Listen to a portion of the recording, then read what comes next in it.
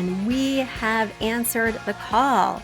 For years, you've been saying, Betsy, you're talking about all these great design concepts, but we can't visualize them. You're describing the picture that the listener sent in of their problem, and we wish we could see that picture too. After all, a picture is worth 1,000 words, and I do my best to describe them, but there's nothing like seeing it for yourself.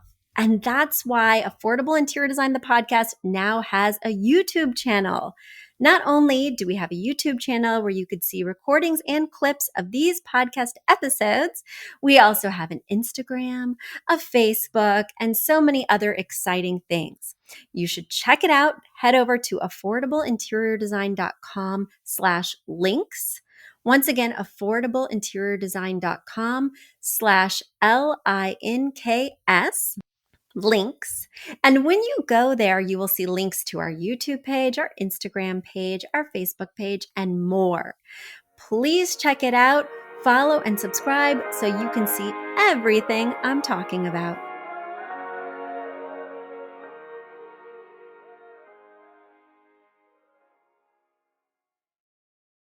Hello, this is not Betsy, it's Catherine, the one who edits Betsy's wonderful voice and puts it up in the sky so you all can download and hear her episodes.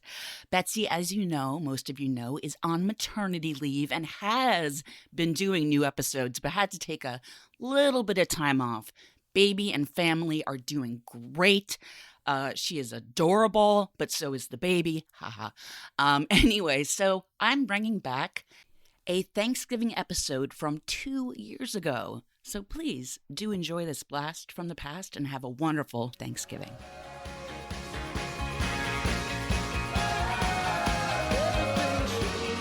Are you a fan of this podcast? Do you wish there was even more juicy content for you to sink your ears into? Well, there is. You can become a premium member of this podcast for $5.99 a month and get full access to an archive of over 50 bonus episodes. Additionally, we release a bonus episode every single month. That's a ton of extra content, including my personal interior design diaries, extra tips, my talking about trends, and so much more. Additionally, you'll be keeping us on the airwaves each and every week because your premium membership money goes directly back to making this podcast amazing. Check us out at affordableinteriordesign.com. Click on podcast to learn more and to become a premium member today.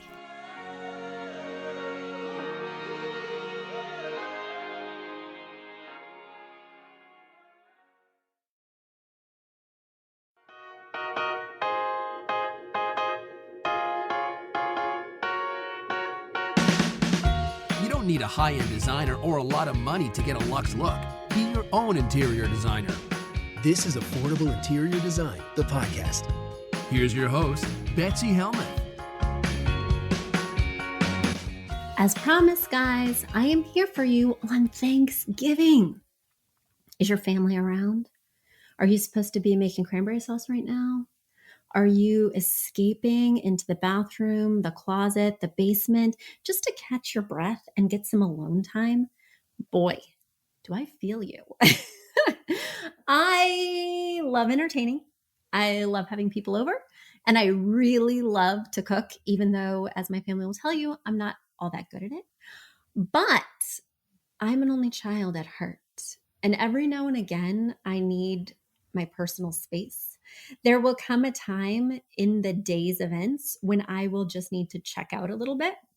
And it's so funny because my husband is also an only child.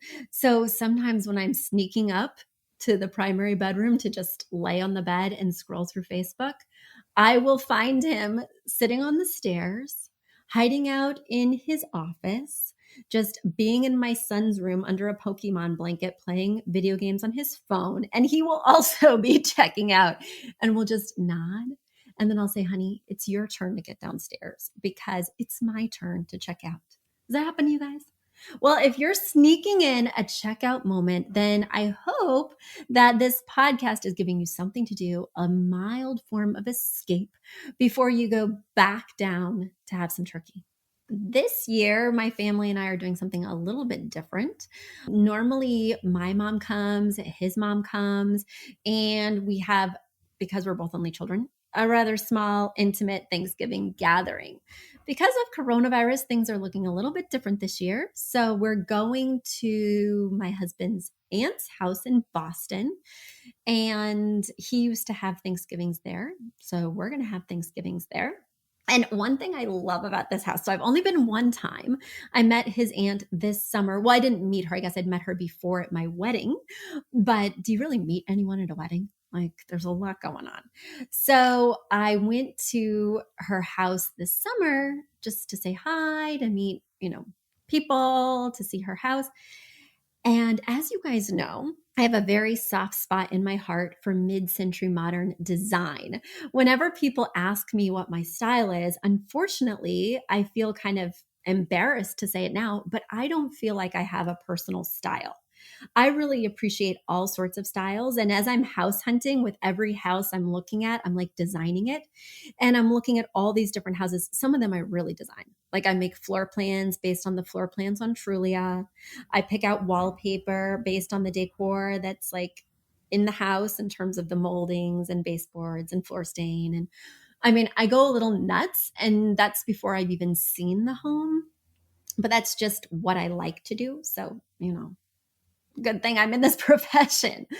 But anyway, back before I was an interior designer and totally adapted my taste to my client's taste, I totally adapt the furniture, even I would buy for myself, to the home I'm looking at. Like I looked at one mid-century modern home and I had this whole thing picked out, this amazing mural wallpaper that was super mod and vibrant. But then the other day I went to look at a very transitional, classic, sophisticated home, obviously had been done by a designer in terms of the taste level with all the finishes. And I was like, oh, I got to go transitional in this house. Everything's a little bit opulent, a little bit over the top, and a little bit ornate. So I'm going to have to play by those rules. I can't just insert my vintage 60s buffet in this place. I am a chameleon now.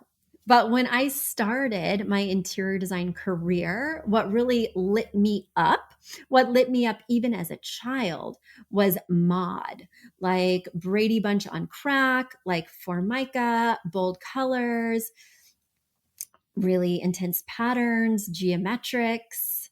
Yeah. And there still is a piece of me that feels like that's who I am because it's all I can remember loving outside of my clients' tastes. So I joined this Facebook group, Mid-Century Modern Interiors. And I thought I would just be drooling, right? I thought that picture after picture would bring back that original reason that I love design. And instead, I'm browsing these people's pictures of the decor they're choosing and things like that. And it just feels dated. It doesn't feel sophisticated or fresh or even designerly. It just feels like people are living in the past. Now, I'm sure there's a way to update it, and not every picture does this to me, but I just have a hard time hooking in and finding it to be aspirational. It feels like somebody went to thrift stores and antique stores and just kind of recreated that in their home. And while I'm a huge fan, I'm a huge fan of thrift stores, antique stores, and my dad was an auctioneer. So I love all that stuff. It just doesn't feel very up-leveled. It certainly doesn't have that look that a designer did it, right? It feels like a replica from a set on TV. And there was this post about this book that was on sale at the Dollar General store. And we don't have a Dollar General store near me here in Westchester, unfortunately, but I love a good deal. This book was $3 at the Dollar General. So I said to myself, I bet I can get a copy on Amazon for really cheap. And I was right. So I got this book because, again, the older I get, the more nostalgic I get. And I want to walk down memory lane. I want to feel the feelings I had when I was a new designer. And I want to see if it can inspire me when I'm looking to, redesign a dream home, right? When I find my new place, I'm going to just go nuts and make it totally me, whatever me looks like when I marry me with the architecture of my new space. So I got Better Homes and Gardens decorating book, classic from 1961. So once again, if you're not seeing this on YouTube or getting the link from my podcast page at affordableinteriordesign.com/podcast, you can check it out on your own. Amazon, Better Homes and Gardens decorating book. I got it for like $5. And again, it says classic design from 1961. So there's probably more contemporary versions, but I really love this one. And as I'm going through it, they have like all these different tips and tricks and suggestions. And surprisingly, while I didn't find myself drawn to much of the furniture, which is a big surprise, I did find myself like questioning their tips. In fact, even this page, which I just randomly turned to, you should actually orient this round table 45 degrees so that the chairs are on the diagonal. And rather than the chair pushing out so that it touches the wall, the chair should push out towards the corner because the longest line is the diagonal. So you'll have more room to push back without hitting the wall. I just want to critique these people. Oh my gosh. So I'm sure you, in whatever profession you have, whether it's interior design or, whether you're a teacher or whether you're a CPA, can look back at the first iteration of yourself in that career and kind of cringe, right? Are there things that you did back then, things that you felt so strongly about at that time that now you're like, oh my gosh, what was I thinking? And does it make you feel a little bit lost now? Like maybe you're not as anchored to your past self, or maybe that past self was more you, and now you're more sort of diluted in a way by all the different influences. In my case, it's been all the amazing clients I've had whose tastes have sunk into my pores and my brain and my being. And now I really love the looks that they love. I can't separate myself from all the things I love for them. Does that happen to you? Does that happen to a CPA? You can't separate your own taxes from theirs. That sounds like it could get messy. Anyway, I just wanted to share that anecdote because I'm thinking about unfollowing that group. And I'm thinking that this book is just going to look really nice on my bookshelf, but I'm going to stop like pouring through it because I just want to take my highlighter and like change everything. Okay, there we go. Let's dig into your questions today. So without further ado, let's reach in to our mailbag. My question comes from Carrie from Clayton, North Carolina. All right, Carrie writes, "Hi, Betsy. I'm a brand new listener. I stumbled upon your podcast by what I now believe is fate. My husband and I and our 16-month-old daughter just bought our forever home. I really want to make this home feel special since we have moved around a lot before this. However, the master bedroom is a real head scratcher for me. There's a very low to the ground, large off-center window. It's a beautiful window and I love all the natural light. But how do I make this room feel balanced with such an unbalanced placement of this window? And with the window being so low to the ground, I can't put anything in front of it without losing precious sunlight. Is that right? All I plan on having in this room will be our bed, end tables, a desk, and a dresser. I love your eye for these things, and I'm open to anything you have to say. I'm ready to play around with anything: curtains, paint, furniture layout. I have been mulling this design conundrum in my head for a while, which is why I believe it is fate that I found you. Thank you for making the world more beautiful, Carrie."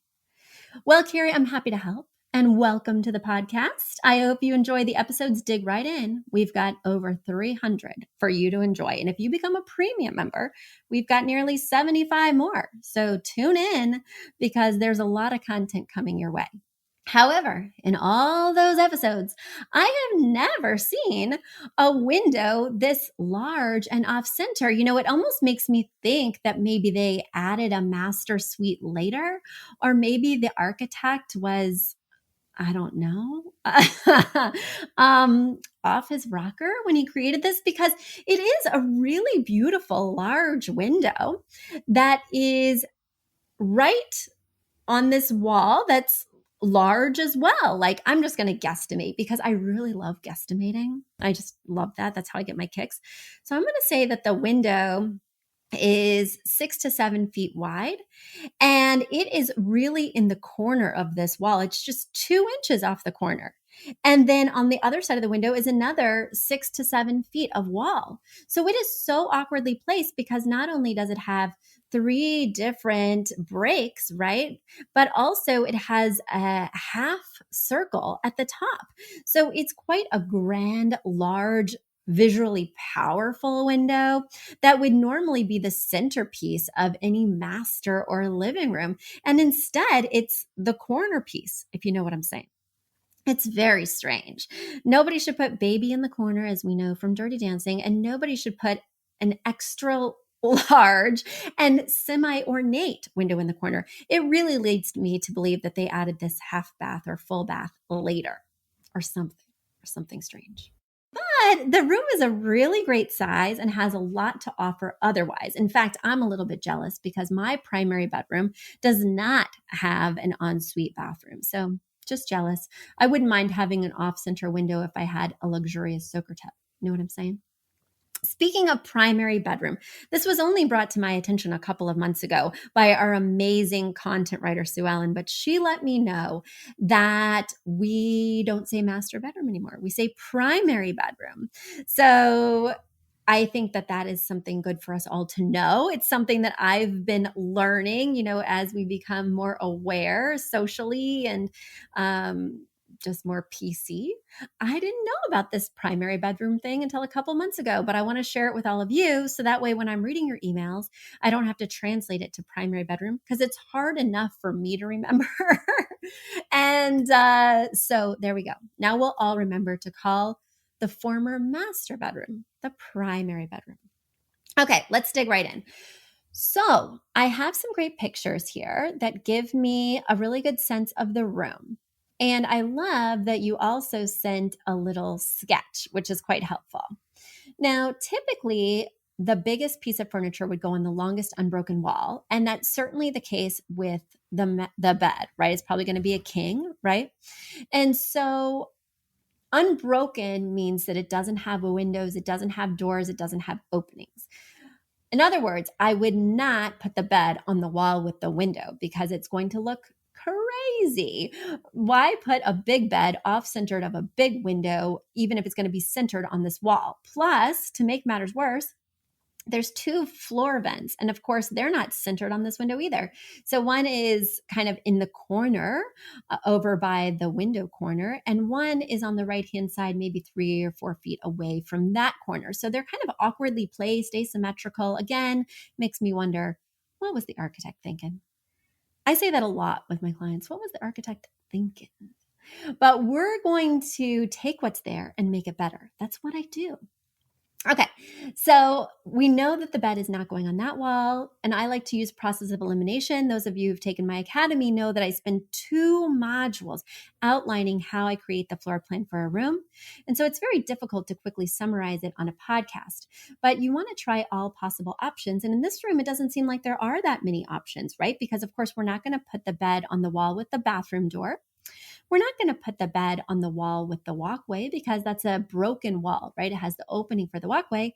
So the door that's kitty corner from the walkway, according to your hand-drawn sketch, is going to be the perfect place to put the bed, and it's going to be the best feng shui because ideally you want the bed kitty corner from the main point of access so that when you walk in, you can clearly see the bed, and from bed, you can clearly see who's walking in. And now it's time for a quick commercial break.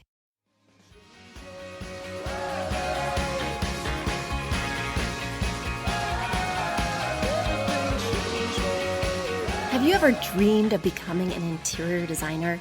You don't want to go back to university, you don't want to work for a large firm, but you just don't know how to get started. You want flexibility, you want to pursue your passion, and you want to make income. Well, you should definitely check out the Uploft Interior Design Academy. It's my proprietary program that I've used internally for years and have made available to the public. Not only do you get video modules that you can take at your own pace, but you also get one-on-one coaching sessions with me, group coaching sessions with our Facebook group of Academy students, and so much more. If you're interested, get more information and sign up for an exploratory call with me at affordableinteriordesign.com/academy. Once again, that's affordableinteriordesign.com/academy. It's time to start living the life of your dreams.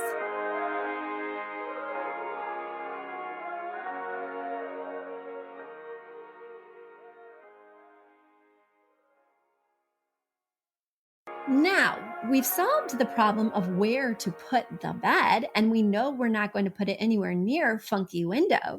But what do we do with funky window? You mentioned, Betsy, I can't block it, and that is totally untrue. You can block windows, especially large windows, right?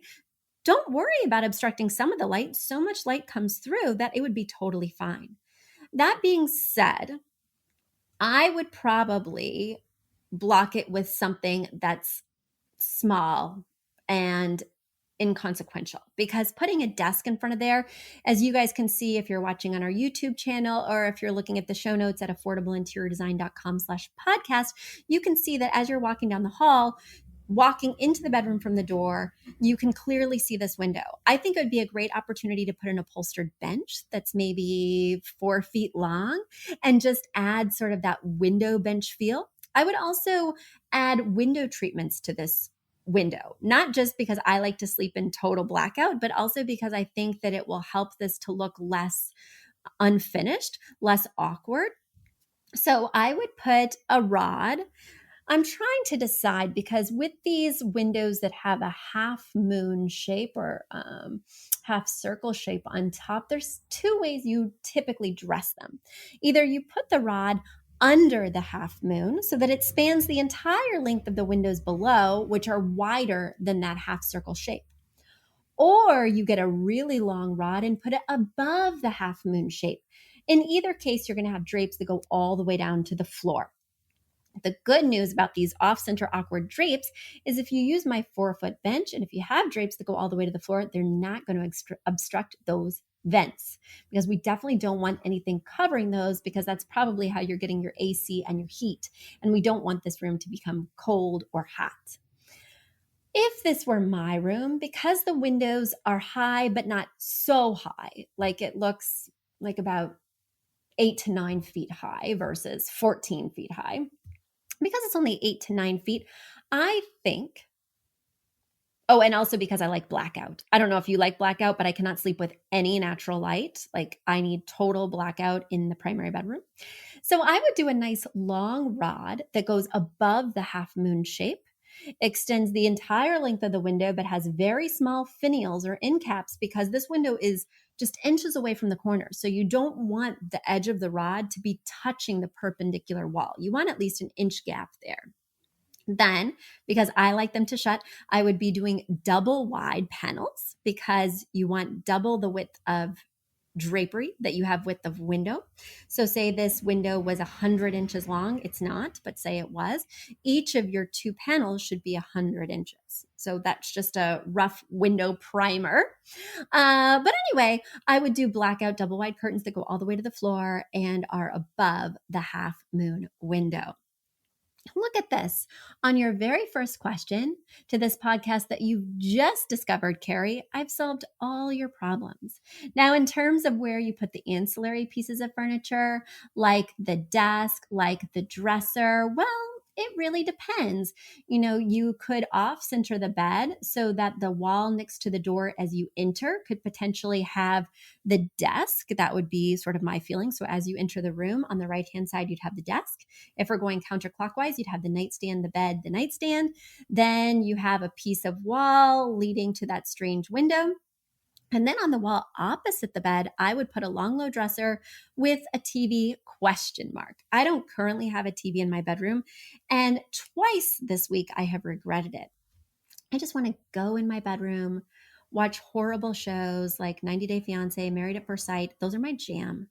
And I want to fall asleep instead of falling asleep in the recliner downstairs while I watch 90 Day Fiancé and Married at First Sight. You know what I'm saying? So I've solved all your problems on one of your very first episodes. Imagine how many problems I will solve as you listen to our entire archive. All right, let me get to the next question, because the next question has a lot of different components. So I want to make sure to give it its due. This question comes from Winnipeg, Canada. Shout out to Cindy, who has written me and says, "Hi, Betsy. This is my second submission. I was so pleased with your advice that I couldn't wait for an opportunity to send another question. I just didn't know I could until I listened to your most recent podcast where you said it's okay to submit more than one question. Here I am. Yay! definitely, Cindy. Send in more than one question. I love questions. I love pictures that illustrate the questions, and our mailbag is a little bit low. We're good, but I love questions. So keep them coming. Send them to affordableinteriordesign.com/podcast. Once again, affordableinteriordesign.com/podcast. All right, your question. First of all, Betsy, I have to thank you for the best advice on a dark shiplap wall with rustic floors. Everything was too brown. It was too dark. Your advice was to whitewash it the same color as the rest of our walls, and I love the idea. We have renters in our home until summer 2022, but it feels like such an accomplishment to have that decision made for me. You're welcome, Cindy. That's what I do. Next, for my question. This is our very small galley kitchen. The dimensions are 9 feet by 2 wide by 18 by 2 long. Unfortunately, changing the flooring will not be an option at this time. My thoughts are to change the lower cabinet fronts to match the top, as all the cabinets and drawers are in excellent condition. What do you think? All right, so Cindy, you have a lot of questions, so I'm going to take them one by one.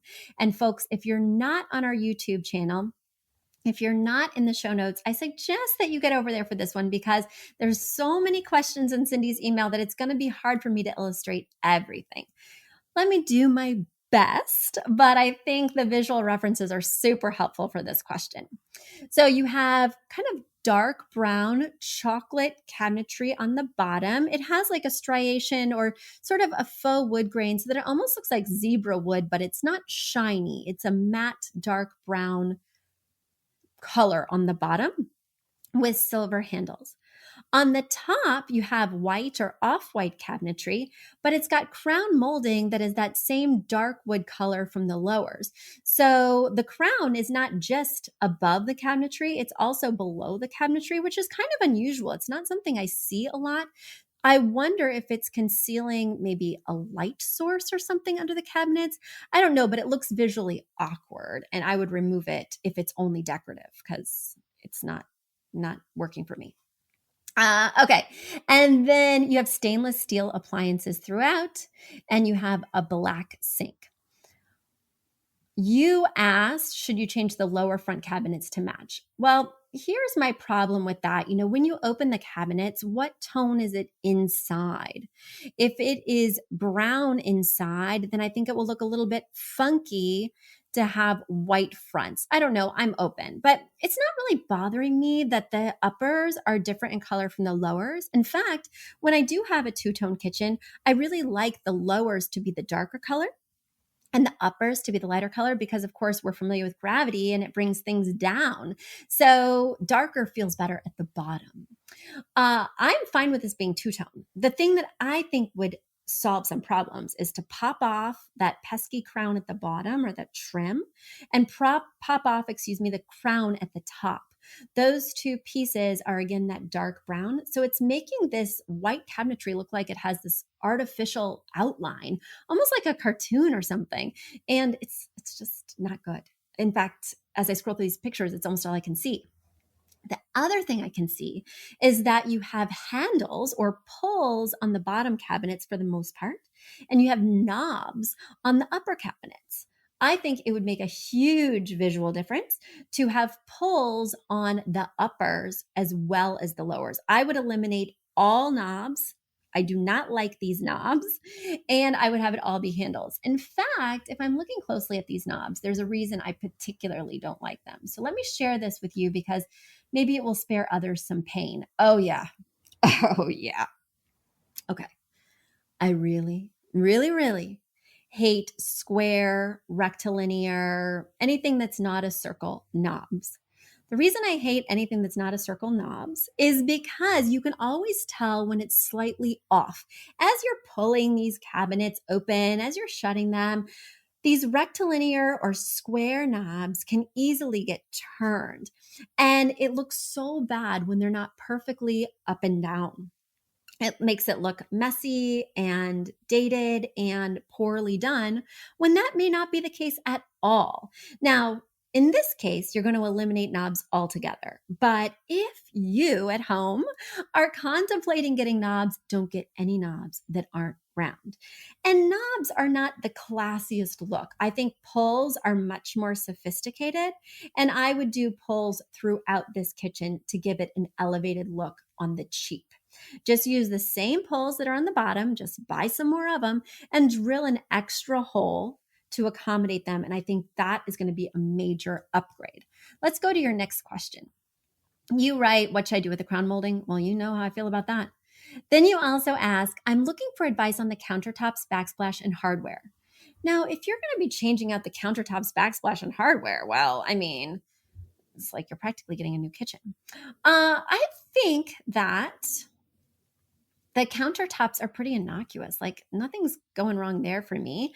They're dark and they kind of blend in nicely with the darker cabinetry. I think they're fine. I would leave well enough alone. I think the backsplash, which is very thin, it appears to be like a glass tile, very thin, extra long, small rectangles. It appears to be a glass mosaic tile, maybe with metallic pieces mixed in, maybe not. But that type of tile is very trendy. And that trend is now over, Cindy, which you may know, and which may be why you're asking me about this.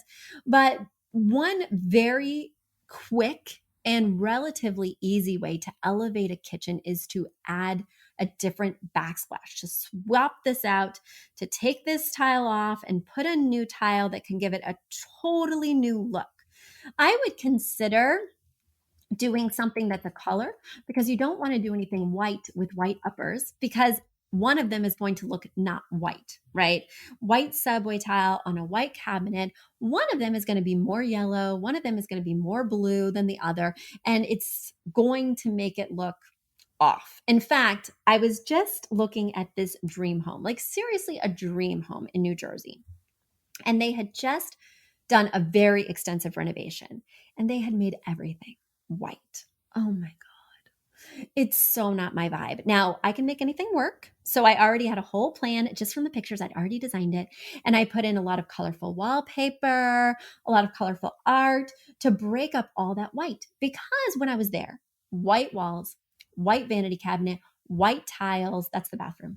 Then in the kitchen, white cabinetry, white countertops, white waterfall going all the way down to the white pickled floors. I was like, oh my gosh, this place is so white. But the problem is nothing looked white. Even the stove was white. Yeah, like the entire stove was white. It was a really cool stove, but with everything else being white, first of all, it looked cream instead of white. And then the elongated white subway tiles looked kind of blue in comparison to the white lacquer cabinetry. It was just like, what were people thinking? Like white on white on white, unless it's the exact same shade of white. And good luck with that, because even if it is when you install it, over time, cabinets tend to change slightly in color with the sun. Like as the sun kind of impacts the cabinet and the paint, it can easily turn creamy. And come on, people, make some choices. White on white is not a choice. White is the absence of color. White on white is the absence of choice. Whoa, you can quote me on that. Okay, anyway, so don't do white, but you could really add some personality and flair with a more interesting color backsplash. Let's see, what's your next question? Do I have suggestions for lighting over the kitchen sink? Well, of course I do. I always do.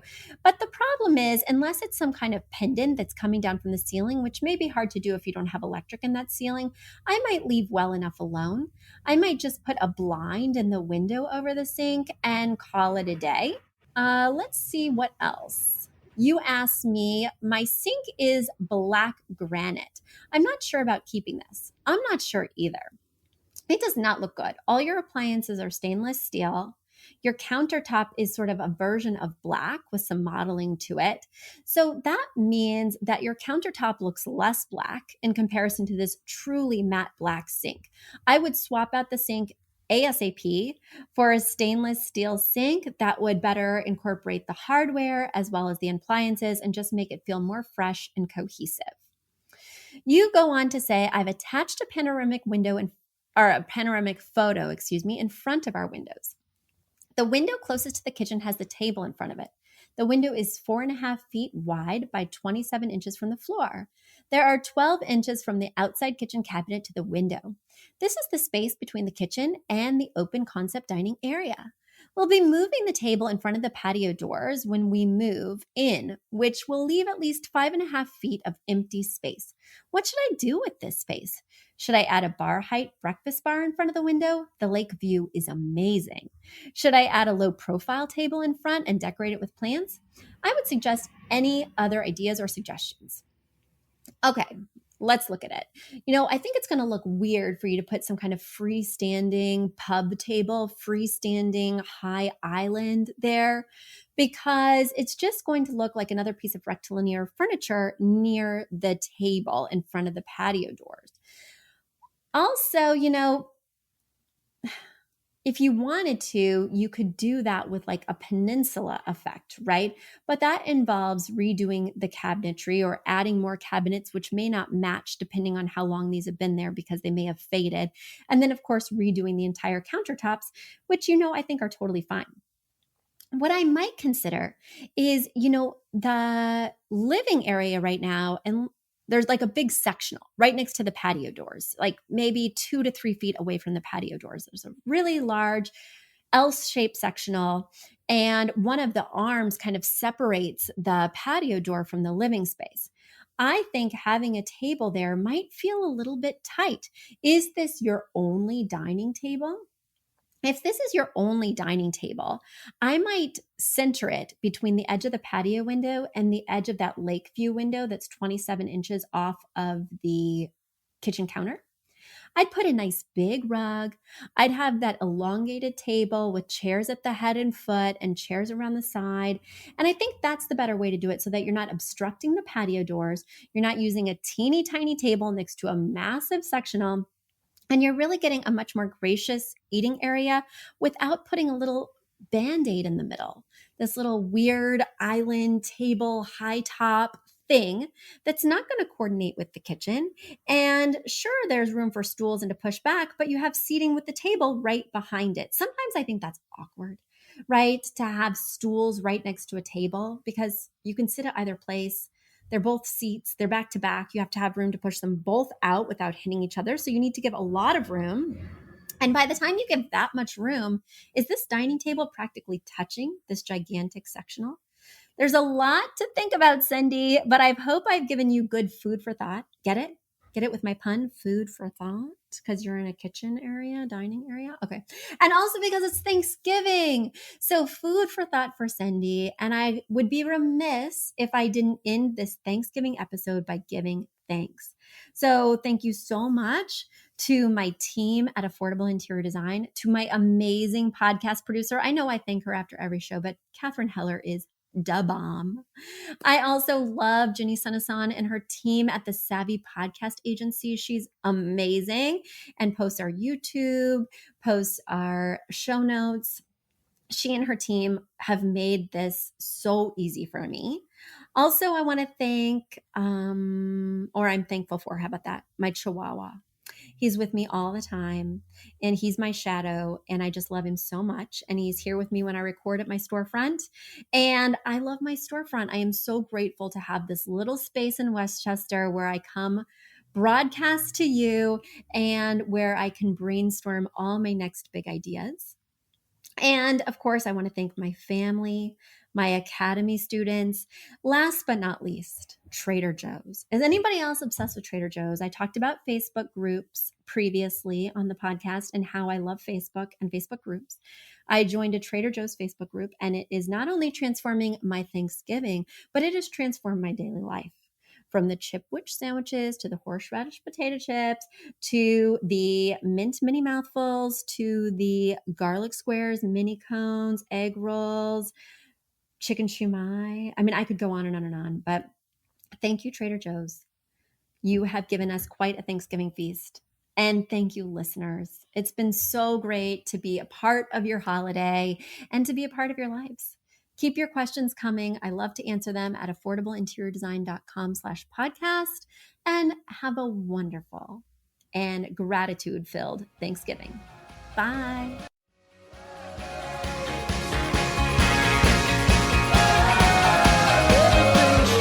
Do you love learning about interior design? Do you wish you could know even more about feng shui, styling your home, where to buy the perfect furniture pieces, and more? Well, you can. We offer online classes. Head over to affordableinteriordesign.com, click on the shop tab, and you'll see our 3 45-minute online classes. Purchase them one by one for $40 a piece, or get the value pack of all 3 classes for $90, and we'll throw in the paperback version of our book for free. Heck, I'll even autograph it for you. Be sure to use promo code PODCAST at checkout to get 15% off your order.